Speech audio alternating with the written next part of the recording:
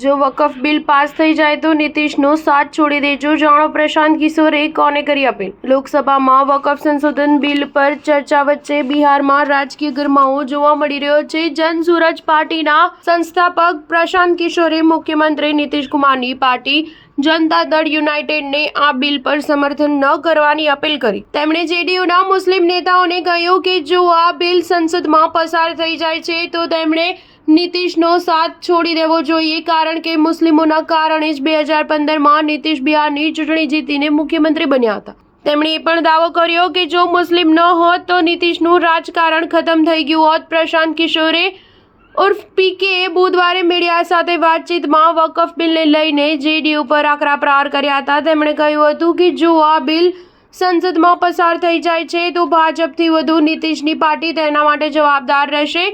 નીતિશના સાંસદોને ગૃહમાં આ બિલ પર મત ન આપવો જોઈએ। જેડીયુના મુસ્લિમ નેતાઓએ પણ પોતાના સાંસદોને અપીલ કરવી જોઈએ કે તેઓ વકફ બિલ વિરુદ્ધ મતદાન કરે। પીકેએ કહ્યું હતું કે તેમની પાર્ટી જનસુરાજ વકફ સંશોધન બિલ વિરુદ્ધ છે। આ બિલ મુસ્લિમોને સીધું અસર કરે છે। સરકાર જો મુસ્લિમ સમુદાયના ભરોસા માટે વગર વકફ કાયદો બનાવે છે તો આ સંપૂર્ણ રીતે ખોટું હશે। બંધારણમાં અલ્પસંખ્યકોને આપવામાં આવેલા અધિકારોમાં કોઈપણ રીતે હસ્તક્ષેપ તે સમાજની સહમતિ વગર ઉચિત નથી। પ્રશાંત કિશોરે નીતિશ કુમારને યાદ અપાવતા કહ્યું કે 2015માં મુસ્લિમોએ તેમને મુખ્યમંત્રી બનાવવા માટે મહાગઠબંધનને મત આપ્યા હતા।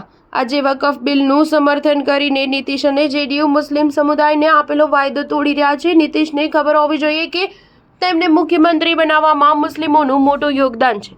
જો તેઓ વકફના વિરુદ્ધમાં મતદાન નહીં કરે તો ખુદને ગાંધી અને લોહિયાના અનુયાયી કહેવું ખોટું હશે। સ્ટાર ન્યૂઝ 7 હંમેશા સચ્ચાઈની સાથે।